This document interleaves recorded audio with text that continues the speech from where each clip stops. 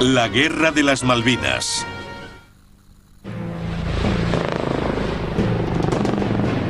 La Guerra de las Malvinas de 1982 supuso el mayor despliegue de las Fuerzas Especiales Británicas desde la Segunda Guerra Mundial. El Special Air Service, SAS, el Escuadrón Especial Anfibio, SBS, y la Unidad de Guerra en Montaña y Zona Ártica de los Marines Reales llevaron a cabo incursiones espectaculares durante la guerra. Una de las de mayor éxito fue el ataque del escuadrón D del SAS al aeródromo argentino de Isla Bordón.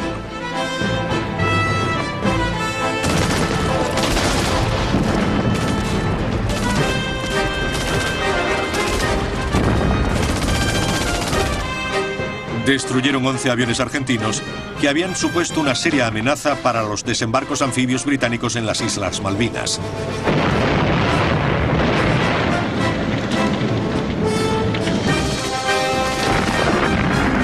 El ataque fue un ejemplo clásico del lema del SAS: quien arriesga, gana.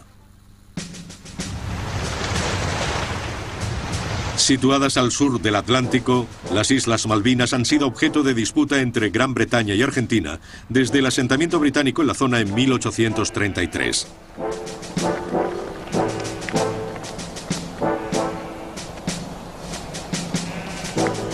Las áridas Islas Malvinas se encuentran a solo 480 kilómetros de la costa argentina y a 12.000 de Gran Bretaña.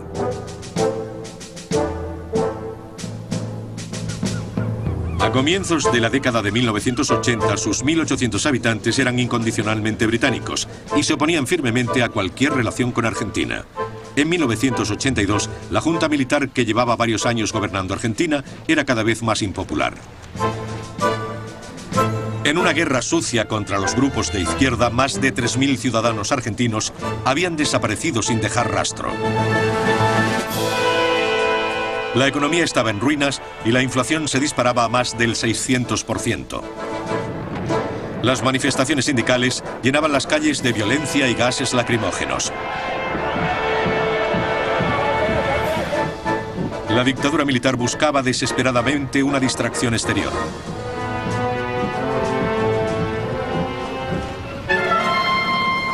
Y la encontró el 19 de marzo de 1982, cuando unos trabajadores argentinos comenzaron a desmantelar viejos edificios en las Georgias del Sur, de posesión británica, a unos 1.500 kilómetros al sudeste de las Malvinas. Les acompañaban algunos soldados argentinos que izaron ilegalmente la bandera de su país. Los británicos exigieron arriarla y la retirada de las tropas. Ante el incumplimiento, el buque Endurance fue enviado desde las Malvinas hasta las Georgias del Sur para eliminar toda presencia militar argentina. Los gobernantes argentinos tomaron esta intervención por una acción de guerra. El 2 de abril, más de 700 infantes de marina argentinos desembarcaron en las Malvinas y doblegaron a la pequeña guarnición de 67 soldados de marines reales que protegía las islas. Los británicos fueron capturados por la unidad de buzos tácticos de las Fuerzas Especiales Argentinas y obligados a rendirse.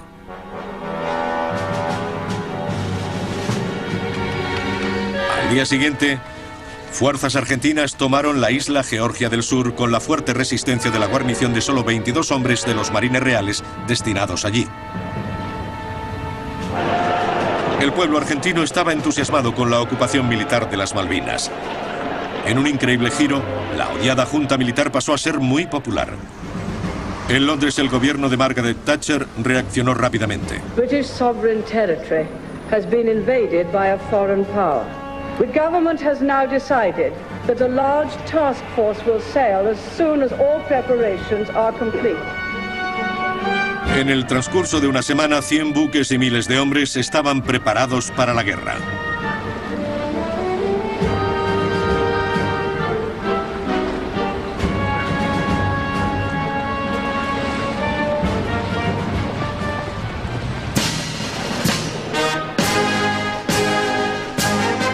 El lunes 5 de abril, la fuerza operativa zarpó hacia las Islas Malvinas en un viaje de 12.000 kilómetros.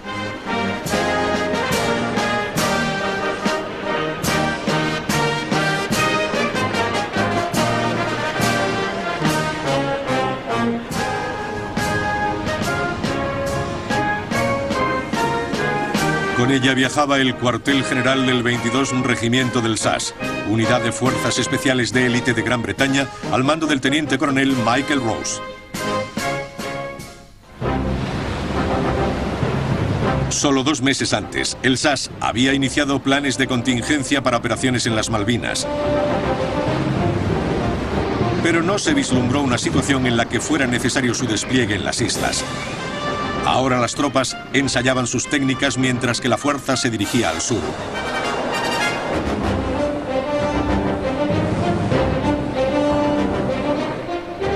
Al principio predominaba un ambiente festivo, ya que pocos creían que la guerra fuera inevitable. Pero las negociaciones diplomáticas en las Naciones Unidas no llegaban a ninguna parte.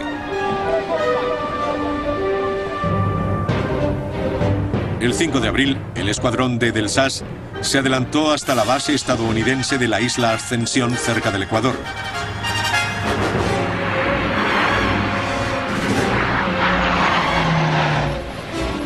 Allí embarcaron en el buque de apoyo Fort Austin como parte de la avanzadilla que se dirigía a las Georgias del Sur. Con ellos viajaban los miembros de la unidad de fuerzas especiales más secreta de Gran Bretaña, el Escuadrón Especial Anfibio, o SBS, responsable de la misión de reconocimiento previa al desembarco anfibio.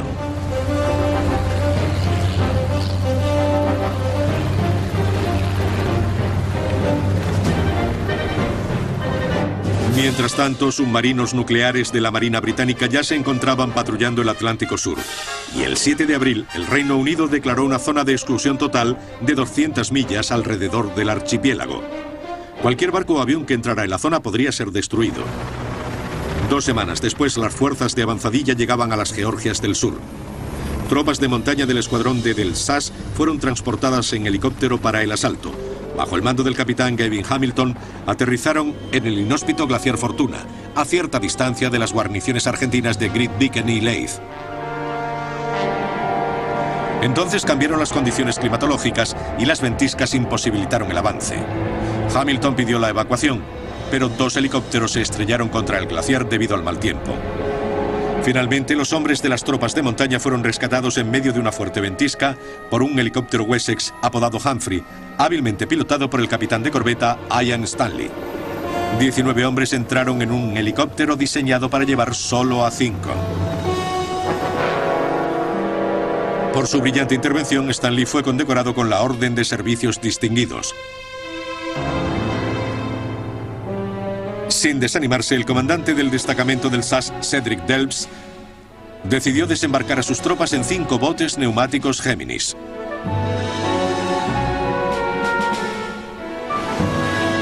Pero los motores fuera borda no servían en aguas tan agitadas. 2 de los botes fueron barridos por los fuertes vientos. La dotación de uno de ellos logró llegar hasta la orilla y ocultarse. La otra fue rescatada por Ian Stanley en su helicóptero Humphrey. Mientras tanto, la segunda sección del Escuadrón Especial Anfibio era infiltrada en las Georgias del Sur mediante helicóptero, donde mantenía al enemigo bajo vigilancia.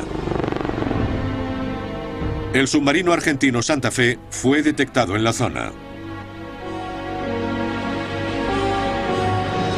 La flotilla británica se dispersó, despegaron helicópteros armados con cargas de profundidad y misiles y atacaron al Santa Fe, que había salido a la superficie. El submarino consiguió navegar hasta el puerto, donde se hundió. Una vez eliminada la amenaza, los barcos de la Marina Británica regresaron. El comandante Guy Sheridan, al frente de la compañía M de los Marines Reales, y su homólogo del SAS, el comandante Delbes, decidieron montar otro ataque desde helicópteros, esta vez apoyados por la artillería naval de las fragatas Antrim, Brilliant y Plymouth. Una vez en tierra, avanzaron rápidamente sobre Great Beacon.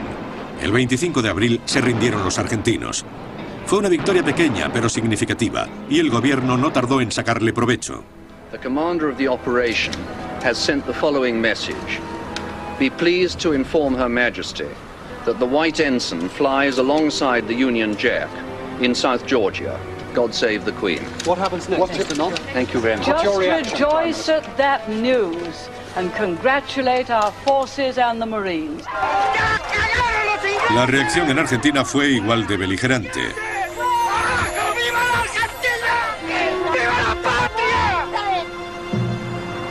Mientras, el escuadrón G del SAS había volado desde el Reino Unido hasta Isla Ascensión. Su tarea eran las misiones secretas de reconocimiento, mientras el escuadrón D se dedicaba a algunas acciones ofensivas. Desde Isla Ascensión, el escuadrón se unió a la fuerza operativa.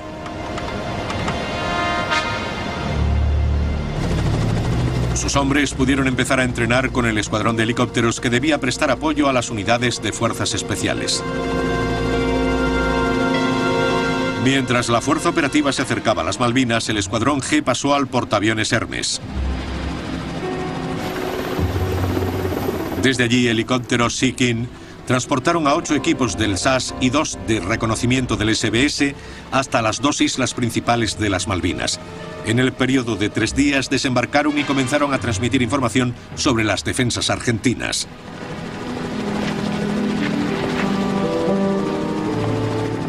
Solo un mes después de la ocupación, la campaña para recuperar las Malvinas estaba a punto de comenzar.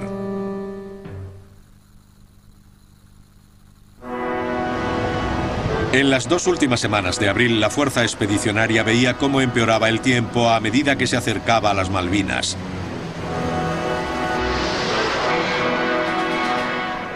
Mientras el secretario de Estado norteamericano Alexander Haig llevó a cabo una agotadora gira diplomática entre Londres y Buenos Aires en un intento de evitar un conflicto abierto.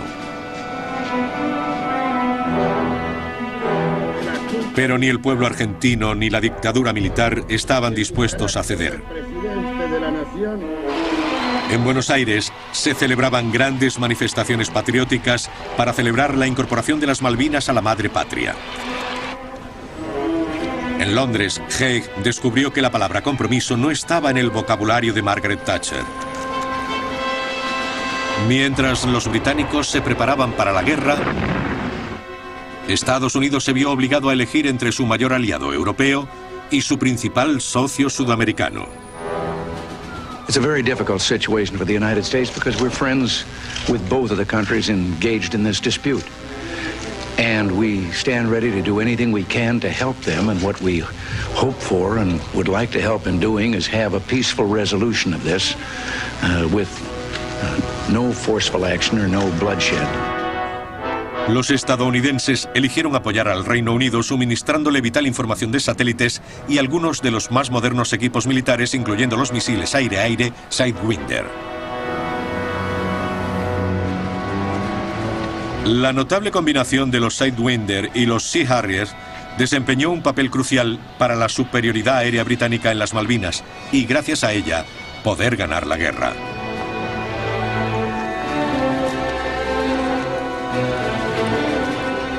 La unidad norteamericana de fuerzas especiales Delta Force facilitó al SAS equipos de comunicación de alta tecnología y misiles antiaéreos Stinger, que ni siquiera la Delta Force había utilizado en combate. Mientras los argentinos reforzaban su presencia militar en las islas. Pero sus fuerzas armadas llevaban más de 100 años sin entrar en combate, y muchos de sus soldados eran reclutas con pocas semanas de adiestramiento. En comparación, los soldados británicos llevaban luchando y muriendo por su país cada uno de los años del último siglo, excepto uno. Como profesionales, desplegaron un nivel inigualable de preparación y entrega. Pero luchar a 12.000 kilómetros de casa suponía una gran desventaja. A comienzos de mayo, los argentinos contaban con 11.000 efectivos en las islas, más 42 aviones y helicópteros. Estaban bien equipados con potente artillería y morteros, numerosas armas antiaéreas y misiles, así como con modernos sistemas de comunicación y equipos de guerra electrónica. Los comandos del SAS y el SBS montaron puestos de observación en las islas desde los cuales podían vigilar el número y la disposición de las tropas argentinas. Durante más de un mes, los observadores permanecen inmóviles y en silencio en sus puestos, vigilando las posiciones argentinas bajo un tiempo inclemente, sin abrigo y con poca comida. La información que transmitían a la fuerza operativa era crucial para determinar dónde se podrían efectuar los desembarcos anfibios.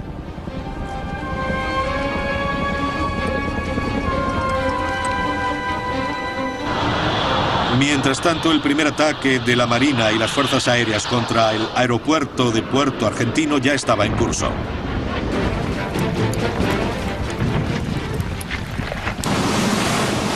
La tensión subió el 2 de mayo cuando el submarino nuclear británico Conqueror detectó al crucero argentino General Belgrano y su escolta justo al borde de la zona de exclusión total de 200 millas impuesta por el Reino Unido. A pesar de que los argentinos no estaban violando la zona, el Gabinete de Guerra británico decidió que sus armas suponían una amenaza potencial para la fuerza operativa. El general Belgrano fue torpedeado y hundido. 321 hombres perdieron la vida. La guerra había comenzado. Con los portaaviones de la Fuerza Expedicionaria a solo 250 millas al noreste de las Malvinas, los argentinos no tardaron en preparar su venganza. El 4 de mayo, un par de cazabombarderos Super Étendard de fabricación francesa despegaron de Argentina. Iban armados con misiles antibuque Exocet, también franceses. Volando por debajo de la cota de detección del radar, los aviones se aproximaron a la fuerza operativa a gran velocidad. A una distancia de 50 kilómetros se descubrieron y fijaron sus objetivos. Tan pronto fueron identificados, dispararon los misiles Exocet. Volando a tan solo 6 kilómetros sobre la superficie del mar y a 1000 kilómetros hora, uno de los Exocet alcanzó al destructor Sheffield.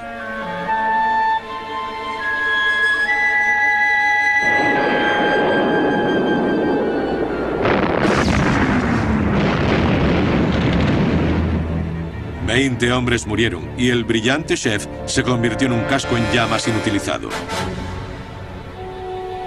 Aquello supuso un gran impacto para la fuerza expedicionaria. Si uno de los portaaviones, el Invencible o el Hermes, resultaba dañado o hundido, el desembarco anfibio sería imposible y la guerra se perdería. Los Exocet suponían una amenaza demasiado grande como para ser ignorados. El gobierno británico pidió soluciones al SAS. Consultaron al general de brigada Peter de la Villiers, director de las Fuerzas Especiales. Se trazó un plan desesperado cuyo nombre en clave era Operación Mikado.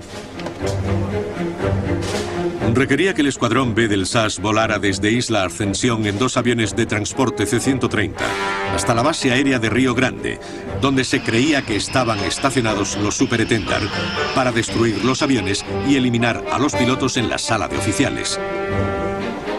El plan fue recibido con incredulidad por parte del escuadrón y cuando su comandante John Moss se quejó de sus deficiencias, fue relevado rápidamente. Muchos miembros del escuadrón comenzaron a escribir sus testamentos ya que consideraban la Operación Mikado una misión suicida. Sin embargo, casi todos accedieron a ir. Bajo un nuevo comandante, el escuadrón B partió de Isla Ascensión para recibir entrenamiento intensivo como preparación al ataque. Por suerte, prevaleció un consejo más sabio. El gobierno británico se dio cuenta de las implicaciones políticas y militares de una catastrófica incursión del SAS en Argentina, y la Operación Mikado fue cancelada. No obstante, el Reino Unido contaba con algunos equipos de fuerzas especiales que ya estaban operando de forma encubierta en Argentina.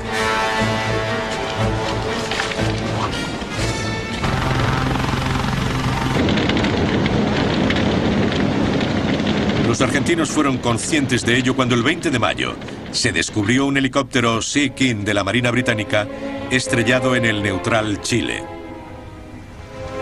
Las autoridades chilenas no tardaron en enterrarlo, pero su tripulación apareció en una rueda de prensa. Whilst on sea patrol, we experienced an engine failure. Due to adverse weather, it was not possible to return to our ship in this condition. We therefore sought refuge in the nearest neutral country. Oficialmente su explicación fue aceptada, pero todo indicaba que el equipo llevaba a cabo una misión encubierta. El tripulante de la derecha era uno de los pilotos de helicópteros con más experiencia de la Fuerza Operativa Británica. y el aparato se estrelló en un punto equidistante de 3 importantes bases aéreas, desde las que los argentinos lanzaban sus ataques. Un buque de inteligencia de la Armada Británica permaneció oculto entre las muchas ensenadas e islas de las cercanas aguas neutrales chilenas. Seguía sin ser descubierto.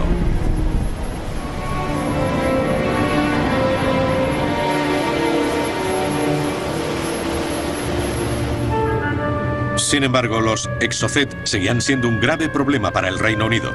Finalmente, Margaret Thatcher convenció al presidente francés Mitterrand para que dejara de suministrar misiles a los argentinos, a pesar de lo estipulado en el contrato.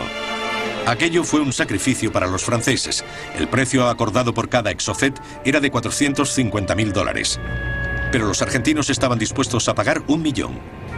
El servicio secreto británico recibió $50 millones para la compra de todos los que hubiera en el mercado internacional de armas. Aquellos que no podían ser comprados eran saboteados.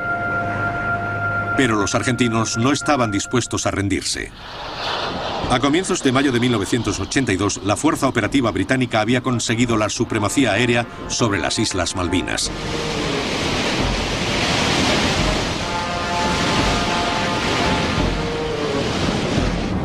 Pero se acercaba el invierno y debía tomarse rápidamente la decisión de cuándo y dónde llevar a cabo el desembarco anfibio.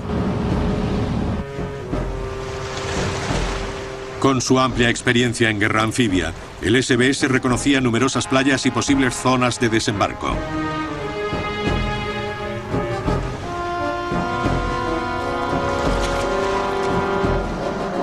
Esta es la imagen de una de las zonas de desembarco en Puerto San Carlos, que fue elegida finalmente.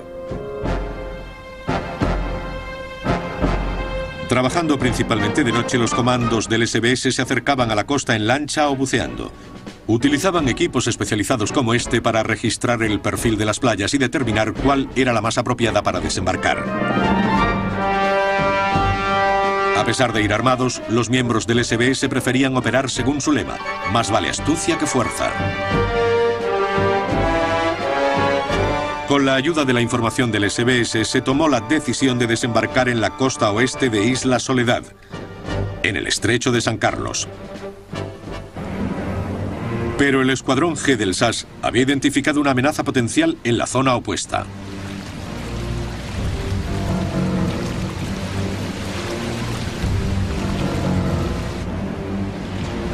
En la isla de Bordón había una base aeronaval donde los argentinos habían posicionado 6 aviones Pucará de ataque a tierra. Armados con misiles y bombas de napalm, podían causar numerosas bajas entre las tropas apiñadas en las playas de desembarco.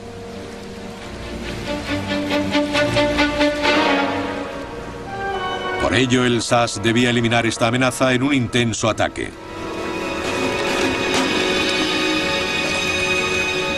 La noche del 11 de mayo, un equipo de reconocimiento llevó a cabo una infiltración encubierta en canoa.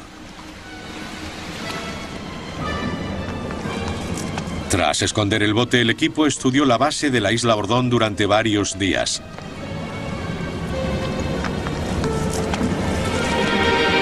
El comandante del escuadrón D, Cedric Delves, describe la misión. Era cuestión de avanzar. Lo que llamaríamos reconocimiento cercano. Lo llevaron a cabo solo 2 hombres. El fin era confirmar el objetivo. Había que acercarse mucho en busca de información detallada. Tras ello, vendría un escuadrón para atacar.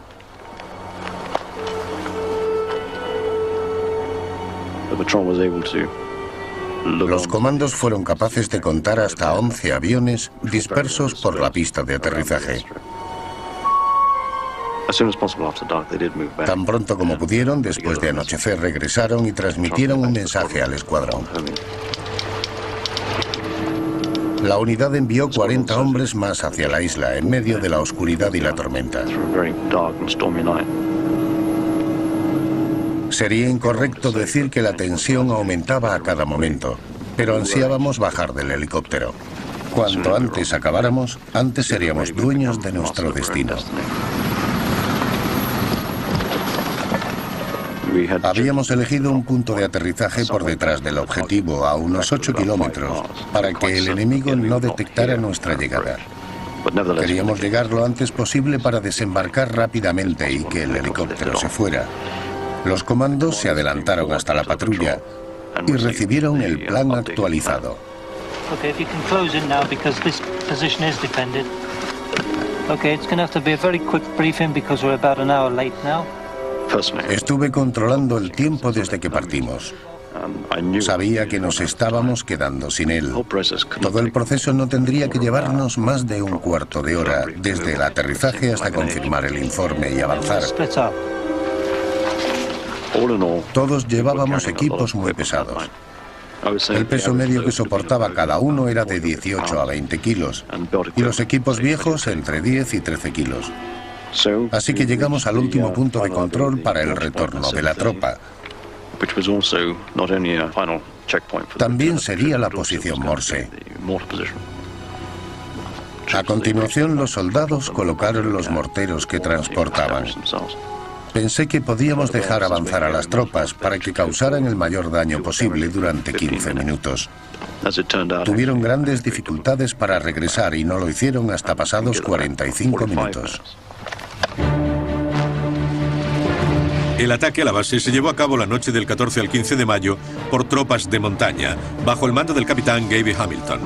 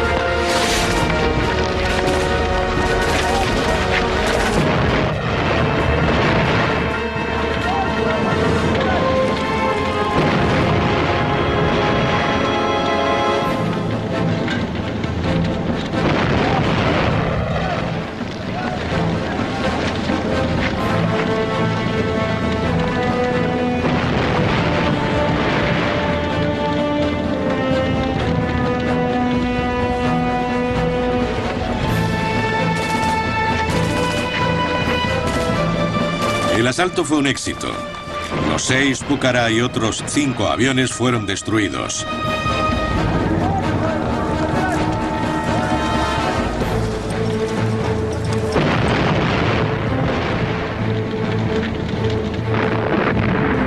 Solo 2 miembros del SAS sufrieron heridas leves y todos los asaltantes regresaron al portaaviones Hermes a salvo.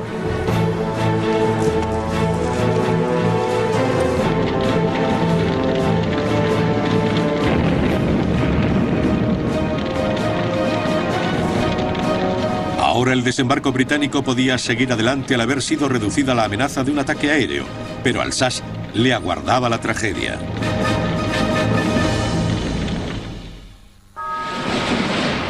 El ataque a la isla Bordón había sido un éxito.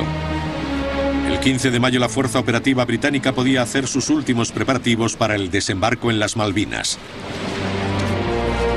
Pero el 19 de mayo, durante un vuelo administrativo, un helicóptero Sea King que transportaba a tropas de los escuadrones D y G del SAS fue golpeado por un ave de gran tamaño. El helicóptero cayó al mar y 20 miembros del regimiento fallecieron. Era el mayor número de bajas sufrido por el SAS desde la Segunda Guerra Mundial. A pesar de la tragedia, los británicos desembarcaron en el estrecho de San Carlos la mañana del 21 de mayo.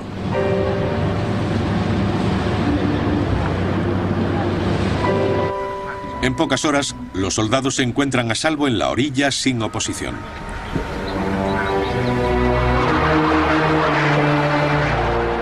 Entonces la Fuerza Aérea Argentina ataca con coraje y determinación.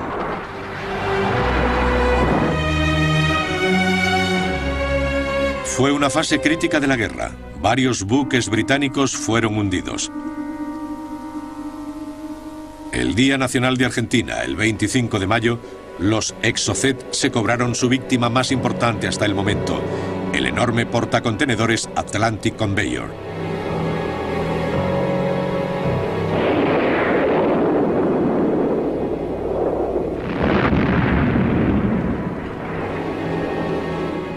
Se perdieron miles de toneladas de irreemplazable material militar, pero el Atlantic Conveyor también llevaba helicópteros vitales para el transporte de tropas a través de Isla Soledad y su avance hasta la capital, Puerto Stanley. Ahora las tropas británicas tendrían que recorrer más de 80 kilómetros cargando con todo el equipo. Con la llegada del invierno y el rápido empeoramiento del tiempo, era una tarea abrumadora incluso para los soldados más preparados. Pero antes, los paracaidistas debían acabar con la guarnición argentina en Goose Green. A medida que avanzaban eran atacados por aviones Pucará. De repente, un miembro del SAS salió de su escondite entre los arbustos y disparó un misil Stinger. Uno de los Pucará cayó envuelto en llamas. Los otros huyeron y no regresaron para cubrir a sus camaradas en la batalla que se produjo a continuación. El 28 de mayo, los 600 hombres del segundo batallón del regimiento de paracaidistas consiguieron una gran victoria en Goose Green. Tras 14 horas de combate, la guarnición argentina de 1.200 hombres se rindió. Mientras, una patrulla del SAS había descubierto que el Monte Kent, una importante posición en una colina a tan solo 16 kilómetros al oeste de Stanley, estaba débilmente defendida por los argentinos. El teniente coronel Rose envió inmediatamente a todo el escuadrón D para tomar la posición. Durante días, el SAS libró continuos ataques hasta que llegaron los refuerzos.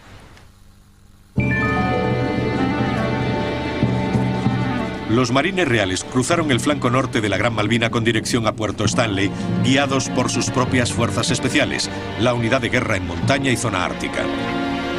Estos marines estaban entrenados para luchar y sobrevivir en las condiciones climáticas y ambientales más duras del mundo.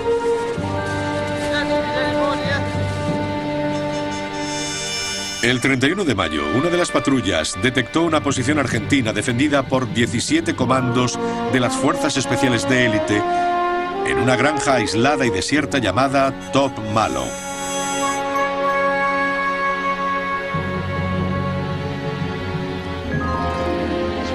Los marines alertaron a su comandante, el capitán Ross Bowell, quien decidió atacar con todos los hombres disponibles. Los 19 marines se dividieron en dos equipos, uno de los cuales se apostó en una colina cercana a la granja.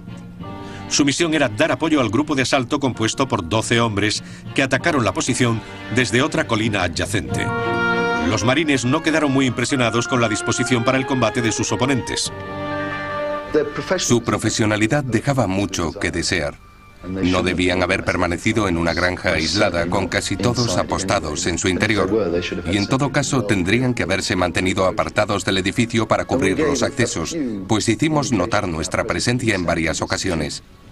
Provocamos una estampida de ovejas accidentalmente, tropezamos con algunas al aterrizar y un verdadero profesional se habría dado cuenta de ello.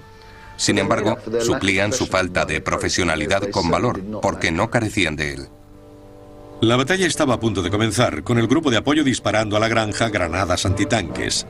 La intención de Boswell era que el grupo de asalto avanzara en dos secciones que se cubrieran mutuamente, pero las cosas no salieron como había planeado. Siempre recordaré el ataque. Iba corriendo a la carga y pensando, todos me han desobedecido excepto uno. Genial. Los hombres habían cargado con la bayoneta calada. Los argentinos fueron pillados totalmente desprevenidos. La primera constancia que tuvieron de nuestra presencia fue la explosión del edificio. Todos los que pudieron salieron de la casa y lucharon. Llevaban sus armas y lucharon con ellas hasta que no pudieron más. Los argentinos supervivientes del ataque inicial salieron del edificio y corrieron hasta un arroyo para tomar posiciones en la orilla. La munición almacenada en Top Malo estalló y el edificio se incendió. El humo enmascaró el avance de los marines que cargaban contra los argentinos.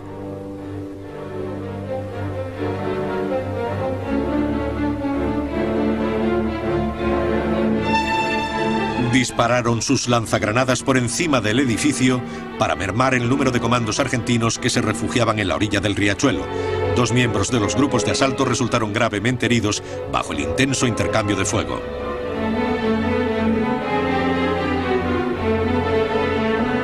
Mientras, el grupo de apoyo avanzó amparado por el edificio en llamas.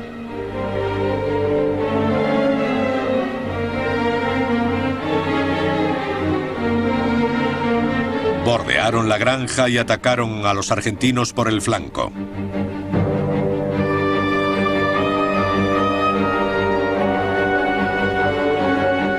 Una granada mató al comandante argentino y los restantes se rindieron. 5 murieron y 12 cayeron prisioneros, 7 de ellos heridos. Solo 3 británicos resultaron heridos. En 28 minutos de combate, tropas de las Fuerzas Especiales Argentinas habían sido vencidas de modo decisivo. Tras atender a los heridos, aún quedaba una tarea: examinar el campo de batalla. Para entonces, el edificio se había derrumbado. Y aún quedaba otra tarea: inspeccionar los otros edificios. Habíamos conseguido sacar a todos de la granja y el establo, pero aún quedaba otra construcción. El retrete tenía que ser examinado. Y el hombre que estaba más cerca era MacGregor. Le grité: inspecciona el retrete. El capitán Boswell me ordenó que examinara el retrete. Creo que esperaba que fuera hacia allí, llamara a la puerta y dijera: disculpe, ¿le importaría salir y unirse a nosotros? Me di la vuelta y pensé: no voy a entrar ahí de ningún modo. Puede que haya alguien. Así que acerqué una revista ardiendo al retrete y se prendió el metano acumulado en el cubo. El retrete saltó en pedazos y todos los chicos pensaron que fue un final fantástico. Todos lanzamos gritos cuando desapareció en medio de una gran llama azul. Pensamos que fue un gran final al combate en Top Malo. Las tropas argentinas de las colinas que dominaban Stanley sufrían ahora toda la fuerza de la ofensiva británica. Mientras las tropas se preparaban para la batalla final en la recuperación de las Malvinas, su artillería machacaba las guarniciones argentinas en torno a la capital.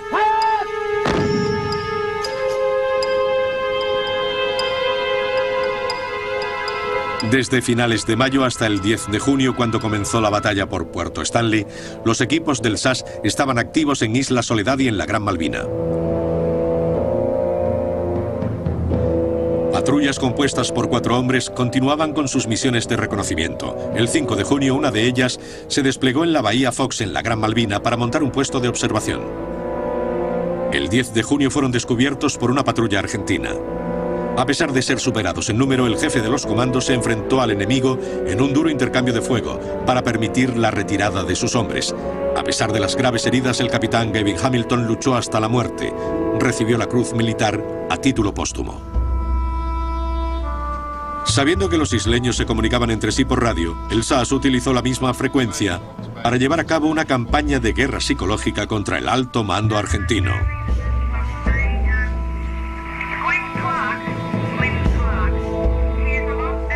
En esta etapa, solo la doctora Alison Bliney tenía permiso para utilizar la radio y poder tratar a sus pacientes. El 8 de junio, el SAS estableció su primer contacto con los argentinos a través de ella. A partir de ese momento, el SAS fue aplicando una presión creciente sobre los argentinos para que aceptaran una rendición honrosa antes de verse envueltos en la inútil batalla final por Puerto Stanley, con el inevitable resultado de bajas civiles. La noche del 13 de junio, mientras se combatía por las colinas que dominaban Puerto Stanley, el SAS y el SBS llevaron a cabo una última maniobra de distracción junto con el primer escuadrón de ataque de los Marines Reales. Tras una reunión informativa, partieron en lanchas de asalto para atacar una base logística argentina cerca de Stanley.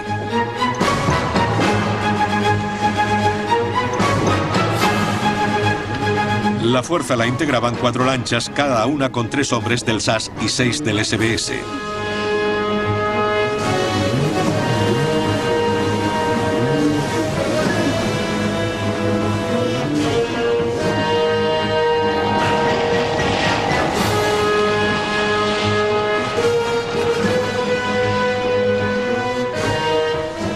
En cuanto las lanchas de asalto llegaron a la orilla, fueron alumbradas por los focos de un barco hospital argentino. Aquello violaba la Convención de Ginebra, que prohíbe a toda unidad médica tomar parte activa en combate. Todas las armas de la zona dispararon contra los asaltantes. Emprendieron la retirada a toda velocidad, pero dirigieron sus lanchas hacia el barco hospital. Las balas volaban en todas las direcciones, alcanzando no solo a las lanchas, sino también al barco hospital. Una vez estuvieron detrás de este, la lluvia de fuego disminuyó, pero el motor de una de las lanchas había sido alcanzado y apenas pudo llegar a un lugar seguro. Las 4 embarcaciones quedaron completamente quemadas, pero milagrosamente solo 3 hombres resultaron heridos. Entretanto, en las colinas sobre Stanley, el SAS utilizaba sus designadores láser para dirigir a los Harrier cargados con bombas guiadas por láser. Roger, a bit plus of where we were aiming. Bomb's gone. There's the bomb. Got it? Okay. Switch on. Oh, yes, got it. Just a little bit over from where I was aiming. An absolute duty, I would say. Probably where there is a defensive position. What was it, 1,000 pounder? Yeah. I have my number 2 with other weapons if you'd like him to deliver on a... Spot on it. También dirigían un devastador fuego de artillería contra las tropas argentinas apostadas en las colinas.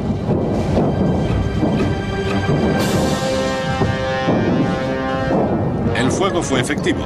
La mañana del 14 de junio, la mayoría de los argentinos abandonaban sus posiciones. Los observadores del SAS detuvieron el fuego, permitiendo la retirada a los supervivientes. Ahora los argentinos estaban en plena retirada.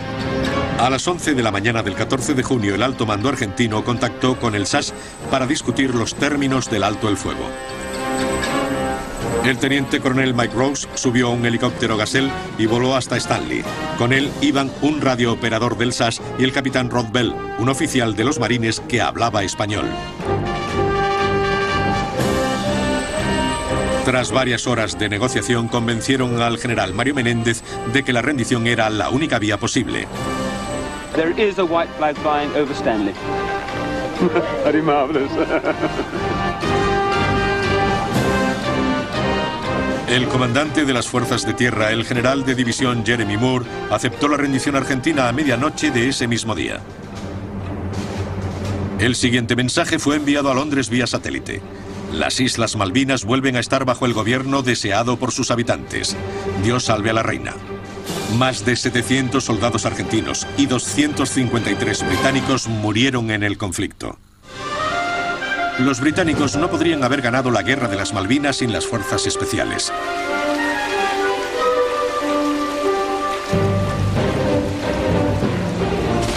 Su pericia aseguró el desembarco del grueso de las tropas británicas tras un viaje de 12.000 kilómetros.